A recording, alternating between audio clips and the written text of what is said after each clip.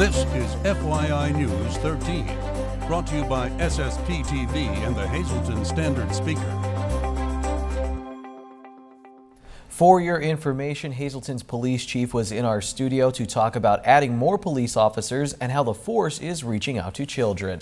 Welcome to FYI on SSPTV and SSPTV.com. I'm Ken Cara, and we have a ton of information today, including a recap of Fun Fest 2015. But first, our headlines from FYI and the Hazleton Standard Speaker.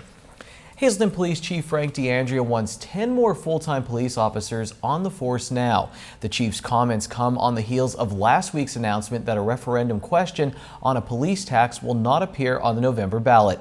Chief D'Andrea says council has the power to enact a tax now. He used an analogy of parents, children, and illness. Right now the city is sick. City council is the parent. If you take your child to the doctor, who are the experts, the police experts, how do we make this better? And you're told, well, you got to give your child a needle and they have to take this ugly tasting medicine. You don't ask your 6-year-old, would you like a needle? Would you like to take this medicine? You say, I know you're not going to like this, but it's the only thing we can do to make you better. And you give them the needle, you give them the medicine, and they get better. We are that analogy right now. The city is sick. We've got to make the city better. It's going to hurt. We've got to implement the tax.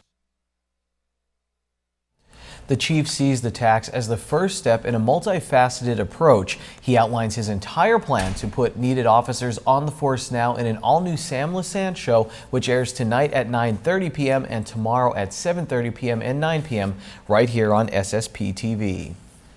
Hazleton police are investigating a report of shots fired. It happened last night at 11 p.m. at the area of 1st Street and Garibaldi Court. So far, police have found no evidence of gunfire. Anyone with information is asked to contact Hazleton police by dialing 911. Meanwhile, Hazleton police have teamed up with the Hazleton Area School District to name the newest member of the city's force. Lisa Sugart sat down with Chief Frank D'Andrea today to get the details on the contest and why it's being held. The Hazleton Police Department has come up with a unique idea to get children in the Hazleton Area School District involved with a process underway to name a new canine officer for the city of Hazleton. Chief Frank D'Andrea is here with all the details. I think this is really creative. Chief, tell us all about it. Well, thank you very much. And my hat is off to Dr. Craig Butler, the superintendent of the Hazleton Area School District, who has also bought into this initiative today as we speak. Monday. The plans were passed out to every 3rd grade student in the district, 850 children. They all were handed in their rooms a packet with a picture of a black German Shepherd and an explanation of the rules and a page that says, draw your canine here. They get to draw a picture of a dog doing anything. The police canine could be eating a donut, it could be capturing a robber, it could be doing anything. And they get to name the dog. Of those, there are 34 3rd grade classes in the district. Of those, today, when they're done drawing them, each class is going to vote on the winner from their class.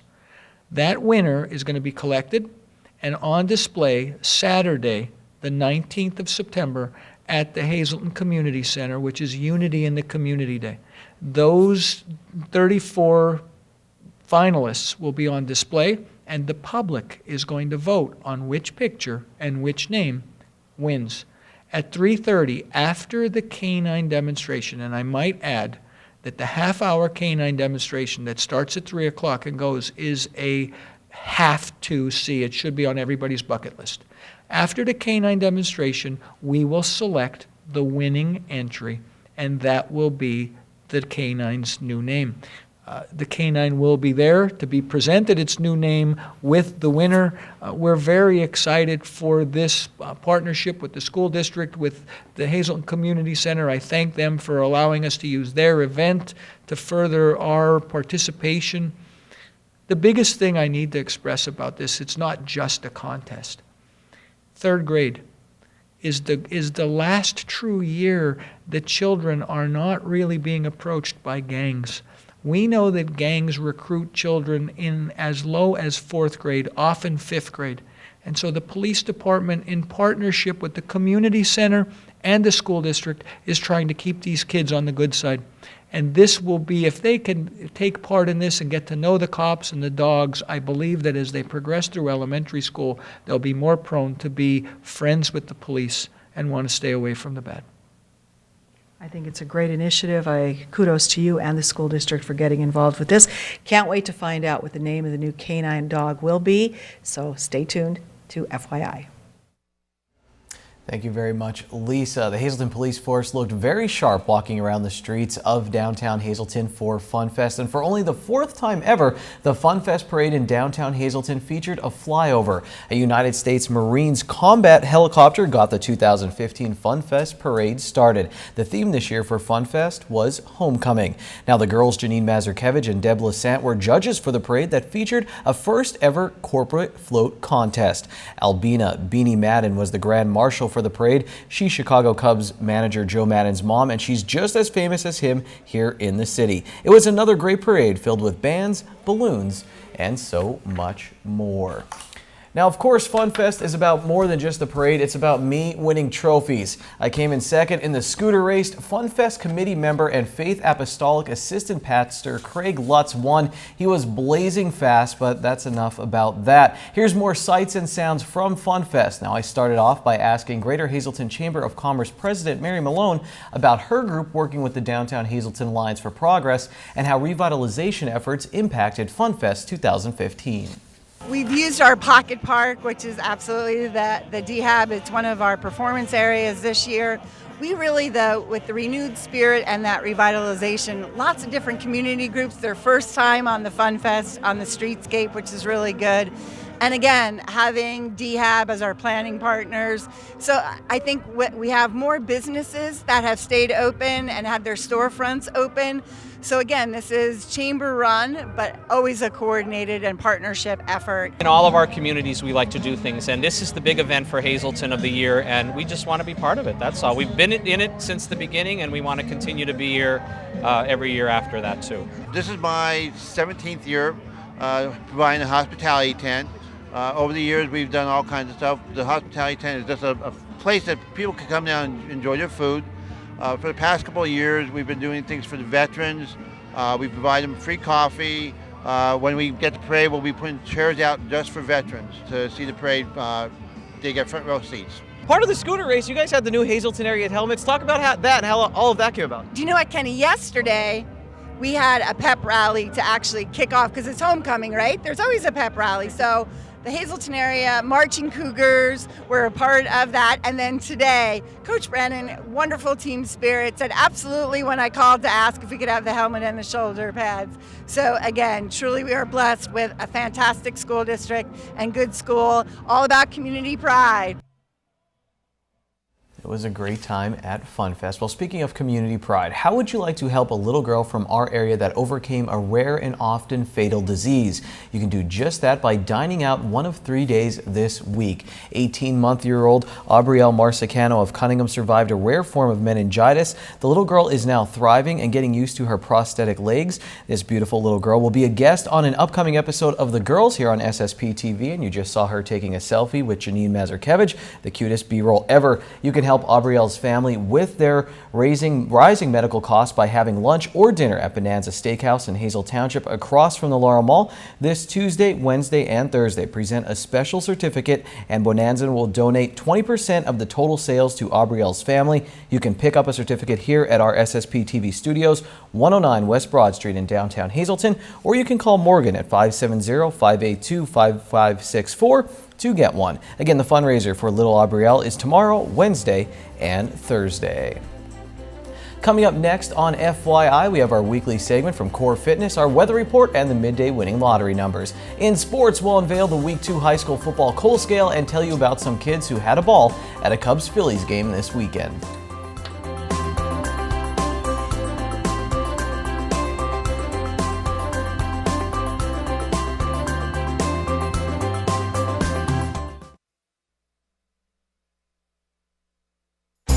This is FYI News 13, brought to you by SSPTV and the Hazleton Standard Speaker.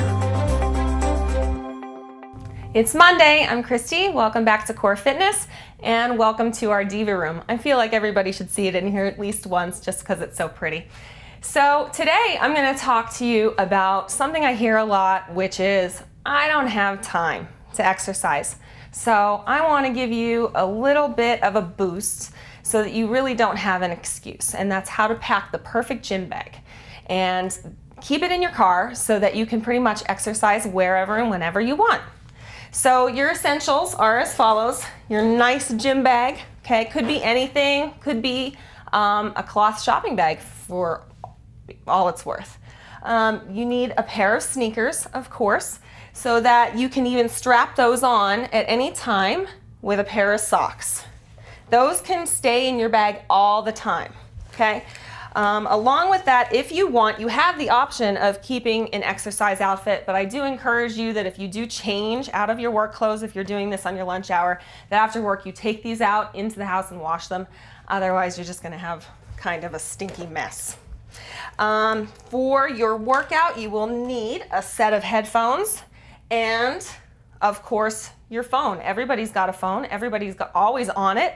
And you want some music to listen to, or you want a timer. So your headphones and your phone are always with you in your gym bag.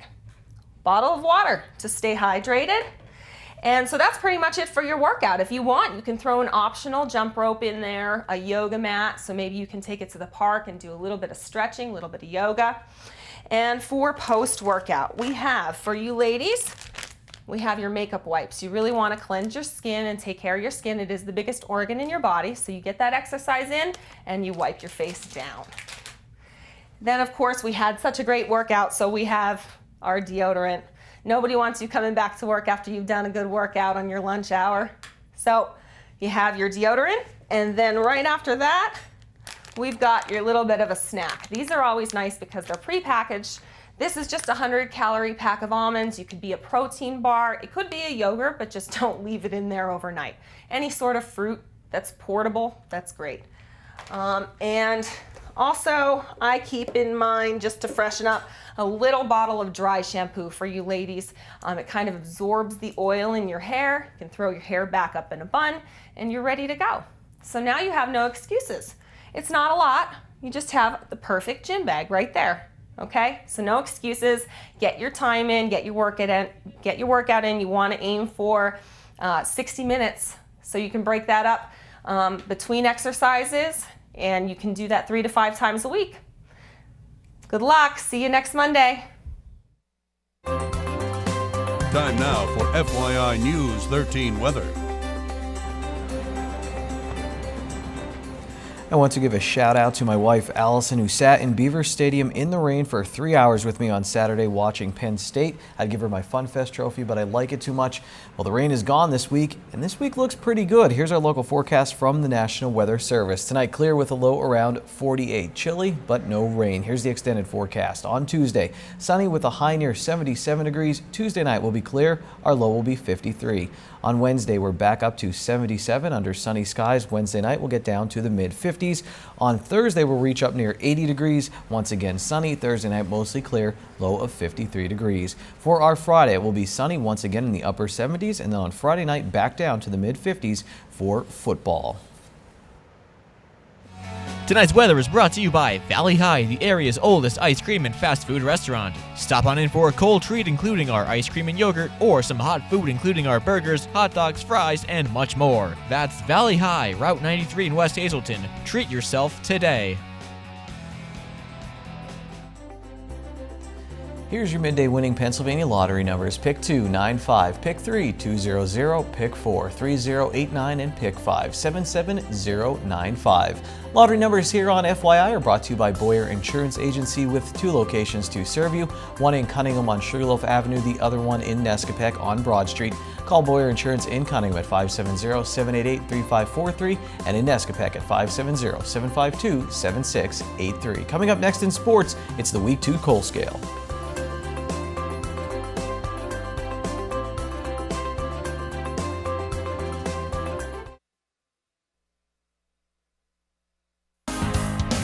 This is FYI News 13 Sports. I've been working on the coal scale all the livelong day. Actually, from about 9:30 this morning to 10:15 a.m., the rest of the day I ate chips. The local football players, they do all the hard work. Here's the Week 2 standings. And we start in the lignite grade looking for a spark. It's Shenandoah Valley. They lost to Jim Thorpe. Now, the Blue Devils, they pulled within one score before halftime and were at Jim Thorpe's 1-yard line, but were stopped trying to get back into that game. Now, the teams in the bituminous grade are heating up, ready to catch fire. We have a new team up here as Monoy area opened up a 19-0 lead on Schuylkill Haven in the first quarter en route to a 25-7 victory. That offense is clicking. Hazleton area falls down a spot in the bituminous grade after their loss to Scranton. Just like the 4-6-2 crew, the Cougars had a chance to cut into the lead. They were stopped in the red zone by Scranton. After losing a close game to North Schuylkill in Week 1, Tamaqua bounced back to beat Schuylkill Valley. They're up a spot. Bud Moyer ran for over 200 yards and Tamaqua is running up the standings. North Schuylkill is still on top of the bituminous grade. They lost to Blue Mountain. The Spartans pulled within 4 with just over a minute to go, but did not recover an onside kick, and they have no times to lick their wounds. They have to play Lehighton on Friday night, and Lehighton is 2-0 in the Anthracite League. So who is on the top in the Anthracite grade? That would be the one and only Marion Colts. They are number 1 for right now, and I read a recap of their game. It was all about a huge night for quarterback Ethan Kaczynski and tight end Aaron D'Angelo. They had 200 yards passing, just hooking up the two of them passing from Ethan Kaczynski to D'Angelo. That's amazing. And how about this? Mentioned toward the end of the story, KJ Snurr, their running back, he had over 100 yards on the ground. We'll talk about the evolution of the passing game in the Anthracite League in our Football Friday feature for Week 3. Well, you know who else I would put in the Anthracite grade, but they don't play football? The fans on Facebook known as the Elite Cubs fans. They raised over, that was Cubs fans, by the way, they raised over $7,500 and sent a bunch of kids from the Hazleton One Community Center to a Cubs-Phillies game this weekend. They also sent the kids some Cubs gear for the game. As for Joe Madden's return to Pennsylvania, his team split a 4-game series with the Fight-Ins. On the FYI Standard Speakers scoreboard, with 20 games left in the regular season, the Cubs are still holding strong in the playoff race. The Cubs have a 4-game series coming up with the Pirates in Pittsburgh. That's a big one. It starts on Tuesday with a doubleheader. The Scranton Wilkes-Barre Rail Riders, they won the International League North Division title this season, but they were swept out of the playoffs by Indianapolis. Indianapolis won 4-2 in Music on Friday to take the series. And Penn State Hazleton Stephen Principe scored his 5th goal of the season, and it was a big one in extra time as Penn State Hazleton gets the victory. All right, now it's time for Trivia Treats with Ron Marchetti. The day after Fun Fest, Hazleton Area Sports Hall of Fame, and Week 1 in the NFL, Football 2015. Hi everybody and welcome to Trivia Treats. Roger Maris would have been 81, and Arnold Palmer is 86 today. A great heavyweight championship fight took place on this very day before over 90,000 at the Polo Grounds in New York. Besides the unbelievable throng of 90,000, about 25,000 people riot outside the stadium trying to obtain the few remaining $3.30 tickets. But there weren't any more available. It happened 92 years ago in 1923. The fight, American Jack Dempsey against Argentina's Louis Firpo in a viciously fought first round. Firpo went down 7 times, but in between, Firpo knocked Dempsey through the ropes and out of the ring. The Manasseh Mauler was out of the ring for 17 seconds, 3 seconds short of the time allowed by rule, but managed to get back into the ring with the assistance of riders in the first row who shoved him back in. Dempsey was visibly shaken and was staggering at the end of that first round, but the bout was called just 57 seconds into the second round after Dempsey caught Firpo with a nasty left hook to the jaw and a right cross that put the Bull of the Pampas out cold. Jack Dempsey remained heavyweight champion of the world. Also on this day, Bill Russell became the first African American to coach in a major North American team sport when he took the helm of the Boston Celtics in 1966. Back to boxing. Exactly 42 years ago in 1973, Muhammad Ali defeated Ken Norton in a controversial split decision in a 12-round non-title fight at the Forum in Inglewood, California. Finally, 60 years ago, in 1955, in a $100,000 winner-take-all nationally televised match race of 3-year-old horses, Nashua met Swaps at Washington Park in Homeward, Illinois, a Chicago suburb. Nashua was upset by Swaps in the Kentucky Derby that year, his only loss, but he came back to win the Preakness in Belmont. But Swaps did not run in either. Swaps was undefeated in 8 races in 1955. The race also featured the nation's 2 most famous jockeys, with Eddie O'Carroll atop Nashua and Willie Shoemaker riding Swaps, the favorite. However, Nashua led the entire race and won easily. Nashua went on to win the U.S. Horse of the Year crown in 1955 till Friday. Stay loose. Mondays can be rough, but you can end them on a high note. Seafood night at Bottlenecks. Choose from crab, clam, shrimp, and lobster specials, such as their little neck clams in garlic butter, only $1.95 a dozen, or handmade crab cake platter for only $8.95. Good evening, everyone, and here's tonight's Talk of the Town report. First tonight, the Pennsylvania State Police will be conducting a free car seat checkup event in conjunction with Blue Mountain Health System on Thursday, September 17th, from 10 a.m. to 4 p.m. at the WLSH radio station in Lansford. Child safety seat technicians will be available to assist in the installation and address any questions or concerns. For more info, please call 1-800-CAR-BELT. Our next announcement, the American Red Cross will be having a disaster services orientation and overview on Tuesday, September 15th at the Wyoming Valley Red Cross office in Wilkes-Barre. A free barbecue will be held at 5 p.m. and then learn about how you can begin your Red Cross volunteer career and meet Director Bill Goldsworthy. For more info, check out redcross.org. And finally, the 26th annual Higgins Valley Arts and Crafts Fair will be held Saturday, September 19th from 9 a.m. to 3 p.m. Come to the country for over 200 selected craftsmen, plus a variety of foods, including breakfast starting at 7. Show will be held rain or shine. Parking is $2 and benefits the Park Association. For info, just call 570-682-9541. That's tonight's Talk of the Town. News 13 would like to send sincere condolences to the family and friends of these recently departed. Perla N. Porcel of Hazleton. Memorial is Tuesday at 4 p.m. at the Chapel of the Cavalry Cemetery. Arrangements are under the direction of the Turnbach Funeral Home. Jason J. Fay of Hazel Township. Mass is Tuesday at 10 a.m. in the St. Gabriel's Church. Friends may call Tuesday from 9 to 10 a.m. Arrangements are under the direction of the Joseph B. Conahan Funeral Home. And John Kringy, formerly of Hazleton. Arrangements will be announced by the Joseph B. Conahan Funeral Home.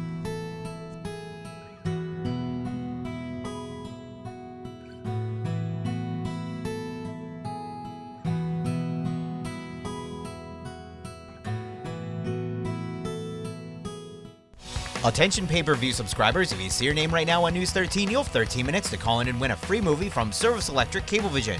Our winner tonight is Clark Fisher of West Hazleton. Clark, if you're watching, give us a call right now, 570-455-7267, extension 104.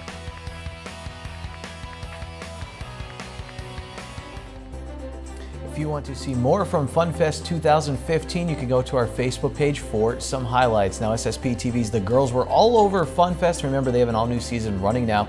New episodes Friday at 9 p.m. That's it for FYI for today. We'll see you tomorrow. Take it easy, everyone.